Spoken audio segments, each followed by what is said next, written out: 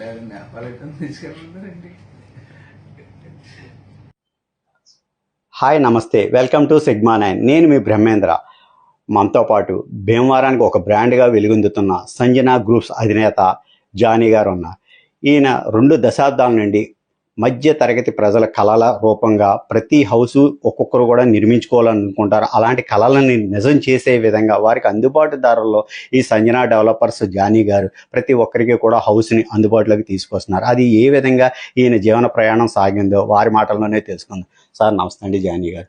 మీరు 2 దశాబ్దాలుగా కూడా భీమవరంలో ప్రతి ఒక్కరికి కూడా అందుబాటు ధరల్లో హౌస్లు ఇస్తున్నారు. ఇది ఏ విధంగా సాధ్యమవుతుంది? ముందు మీ ప్రణాళిక ఏ విధంగా ఉండబోతుంది? ఇప్పుడు మేము ఇక్కడ భీమవరంలో 18 సంవత్సరాల నుంచి మేము రియల్ ఎస్టేట్ చేస్తున్నామండి. అలాగే ఒక 40-50 చోట్ల వెంచర్లు చేయడం జరిగింది.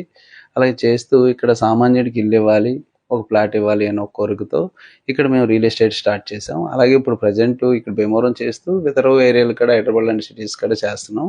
ఇక్కడ చేస్తూ ఏంటి అంటే చిన్న బడ్జెట్లో ఒకళ్ళు 10,000 రూపాయలు 15,000 రూపాయలు రెంట్లు కట్టుకుంటున్నారు.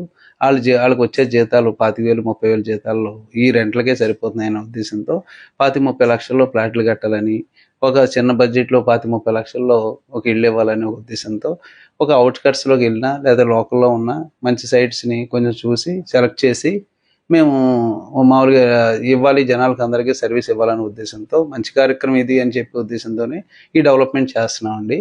ఏ రోడ్డు అంటే ఇక్కడ భీమవరంలో ఉన్న అన్ని రోడ్లు డెవలప్ చేస్తున్నాం. ఇప్పుడు వచ్చే రోజుల్లో కూడా మంచి మంచి రోడ్లు ఇచ్చారు, పొలిటికల్ నాయకులు మంచి మంచి రోడ్లు తీసుకొచ్చారు. మా సైడ్ ఉన్నంతా ఆ రోడ్లకి తగ్గట్టు మేము ఎక్కడెక్కడ బాగుంటుంది వచ్చే రోజుల్లో అని చెప్పి అక్కడికి చూసుకొని ఆ విజన్ బట్టి ఆ ఏరియా డెవలప్ చేసి పెద్ద పెద్ద వెంచర్లు చేయాలని చూస్తున్నాం ప్రజెంట్ అయితే.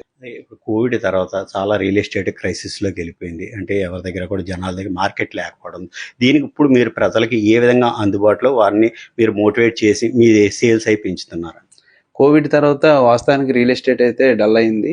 కానీ ప్రభుత్వాలు ఇప్పుడు కొంచెం ఎదరకొచ్చి, ఇప్పుడు కొత్త ప్రభుత్వంలో ఎదరకొచ్చి ఒక ఎల్ఆర్ఎస్ అని, బీపీఎస్లు అని చెప్పి కొన్ని నాన్ లేఅవుట్స్ అని వాటికి రెగ్యులరేషన్ స్కీమ్స్ అని ఇచ్చారు.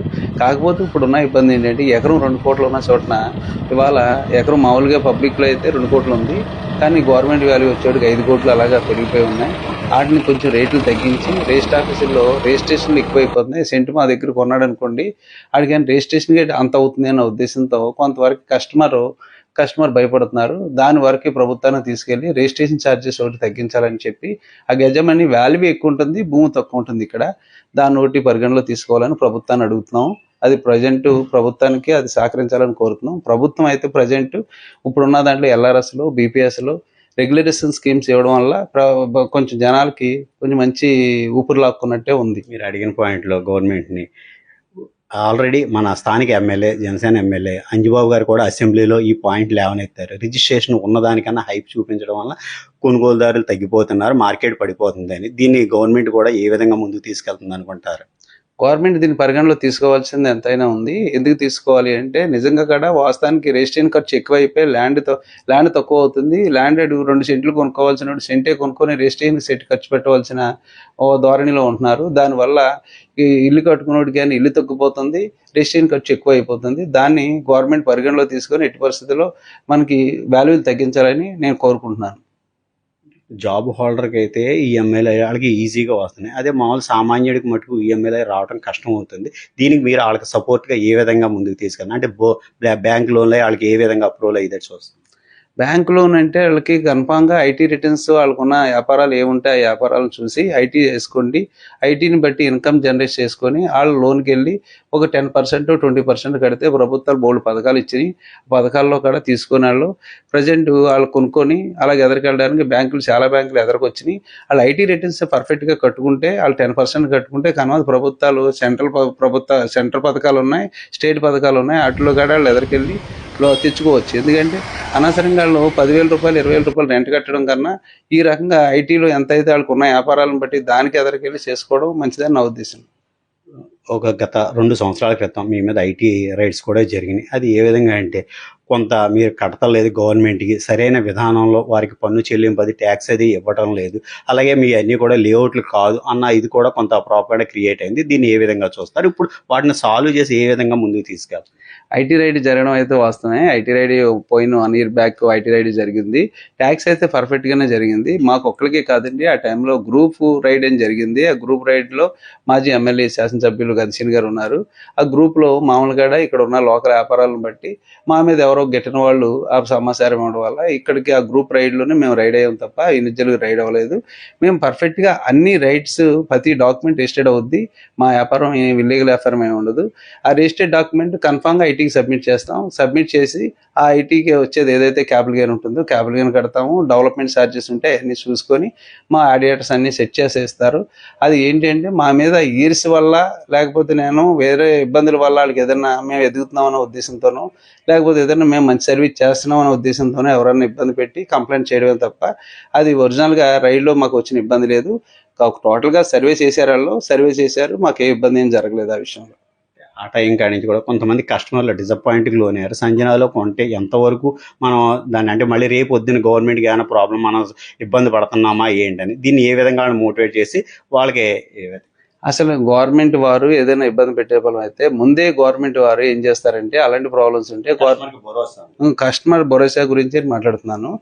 కస్టమర్ ఏదైతే ఉందో కస్టమర్కి ముందే మేము మా నుంచి ఏదైనా ఇబ్బంది ఉంటే గవర్నమెంట్ అటాచ్మెంట్ అనేది ఇస్తుంది. అటాచ్మెంట్ ఇస్తే రిజిస్టర్డ్ సబ్ రిజిస్ట్రార్ ఆఫీసులో రిజిస్టర్డ్ జరగదు. గవర్నమెంట్ నుంచి మాకు ఏ ఇబ్బంది లేదు, మేమంతా ట్యాక్స్ఫుల్గానే ఉన్నాం. వాళ్ళు జనరల్గా మనం ఏదైనా ఒక వెహికల్ ఇన్స్పెక్టర్ ఉన్నాడు, వెహికల్ చెక్ చేసినట్టు వచ్చి మాకు ఐటీ వాళ్ళు కరెక్ట్గా ఉన్నామా లేదని చెక్ చేశారు తప్ప దాని నిమిత్తం వేరే ధోరణి లేదు. కానీ విషయం ఏంటి అంటే జనాల్లో ఒక అల్లరి తప్ప దీంట్లో ఏమీ లేదు. అలాంటిది ఏదైనా ఉందనుకోండి గవర్నమెంట్ వారే ముందు సబ్ రిజిస్ట్రార్కి వాళ్ళు సమన్లు ఇస్తారు, ఇచ్చి అక్కడ అటాచ్ చేస్తారు. అటాచ్ చేసి కస్టమర్కి ఎవరిని రిజిస్టర్ చేయకుండా ఆపిస్తారు. అలాంటిది ఏమీ లేదు. ట్యాక్స్ పర్ఫెక్ట్గా కడుతున్నాము, అంతా ఐటీ నుంచి అంతా క్లియరెన్స్ అంతా బాగుంది, ఆ ప్రాబ్లం లేదు. కస్టమర్ వచ్చి అన్ని లీగల్గా చూసుకుంటారు. దీంట్లో లాయర్లు ఉంటారు, జడ్జిలు ఉంటారు, ఐటీ వాళ్ళు ఉంటారు, మా దగ్గర పర్చేస్ చేసేవాళ్ళు అందరూ ఆఫీసర్స్ ఉంటారు. మంచి అందరు నాలెడ్జ్ పర్సన్సే ఉండి కొనుక్కుంటారు కాబట్టి దీనిలో ప్రాబ్లం లేదు. నాలెడ్జ్ లేని వాళ్ళు కూడా నాలెడ్జ్ కోసం వెళ్ళి లాయర్లని లేదా తెలుసున్న వాళ్ళని అందరినీ తెలుసుకొని దాని మీద ఈసీలు పెట్టుకొని దాన్ని అన్ని చెక్ చేయించుకొని సబ్ రిజిస్ట్రార్ ఆఫీసర్ తెలుసుకొని సచివాలయాల్లో తెలుసుకొని పనులు ఉన్నాయా లేదని తెలుసుకొని మా దగ్గర పర్చేస్ చేస్తారు. అంత ఈజీగా కస్టమర్ ఒక చిన్న వెహికల్ కొనాలన్నా చిన్న వస్తువు కొనాలన్నా దాని మీద పూర్తిగా వారంటీ ఉందా లేదా, దాన్ని పనిచేస్తుందా లేదా అని తెలుసుకునే చేస్తారు. ఆ రకంగా ఎవరు మోసపోరు. దానికి పూర్తిగా మా సపోర్ట్ ఎప్పుడూ ఉంటుంది కస్టమర్కి. కస్టమర్ మా దగ్గర ఇప్పుడు వరకు కొన్న కస్టమర్స్ ఎవరైతే ఉన్నారో అందరూ హ్యాపీగా ఉన్నారు. ఇంకా మీకు కొత్త వెంచర్ అంటే భవిష్యత్తులో ఇప్పుడు అందరూ కూడా విల్లాల మీద వీటి మీద ఇండివిజువల్ హౌస్లకు కూడా ఇప్పుడు ప్రిపరేషన్ ఇస్తున్నారు. దీనికి మీ కొత్త ఆలోచనలు ఏ విధంగా ఉండవు? ఇప్పుడు కొత్త ఆలోచన నాకు ఏంటి అనుకుంటున్నానంటే ఇప్పుడు ఒకళ్ళకి 15,000 20,000 రూపాయలు రిజిస్ట్రే 15,000 20,000 రూపాయలు రెంటల్ కడుతున్నారు కాబట్టి కొంచెం అవుట్ కట్స్ తీసుకెళ్ళి పొల్యూషన్ ఏరియాకి తీసుకెళ్ళి సామాన్యులకి ఒక 30 లక్షలు 40 లక్షల బడ్జెట్లో ఇండివిజువల్ హౌస్ కడదాము, ఒక 25 లక్షల బడ్జెట్లో ఒక అపార్ట్మెంట్ కడదామని చెప్పి అవుట్కట్స్ ధోరణిలోనే చూస్తున్నాను. అంటే రోడ్లన్నీ ఇప్పుడున్న పొలిటికల్ నాయకులు అందరు రోడ్లు బాగా ఇస్తున్నారు కాబట్టి మంచి నేషనల్ రోడ్లు వచ్చినాయి, నేషనల్ హైవేలు వచ్చినాయి, కనెక్టింగ్ రోడ్లు వచ్చినాయి, సిమెంట్ రోడ్లు వేస్తున్నారు, బాగుంది.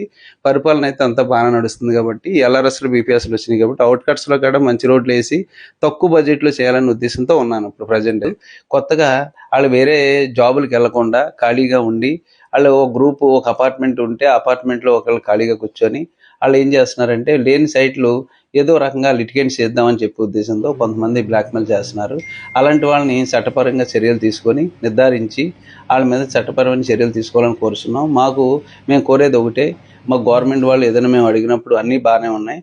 ఇలాంటి బ్లాక్మెయిలర్స్ మీద మేము ఏదైనా కంప్లైంట్ చేసి వాళ్ళ కంప్లైంట్స్ని పరిగణలో తీసుకొని చేయకపోతే ఈ బ్లాక్మెయిల్స్ పెరిగిపోవడం వల్ల డెవలప్మెంట్స్ ఆగిపోతుంది. డెవలప్మెంట్స్ ఎందుకు ఆగిపోతుంది అంటే ఆడు లేని దాన్ని క్రియేట్ చేసి వేస్తున్నాడు. దీన్ని కొంచెం దురదృష్టి ఆలోచించి అసలు ఆడికి ఆస్తి మీద హక్కు ఏంటి, అక్కడ ఉన్న ప్రాబ్లం ఏంటి, అసలు ఏంటి అనేది తెలియదు. ఆడు ఎక్కడి నుంచో వస్తున్నారు, ఇక్కడి నుంచి కాదు ఎక్కడి నుంచో వైజాగ్ నుంచి, హైదరాబాద్ నుంచి, అలాగే తెలంగాణ నుంచి వస్తున్నారు.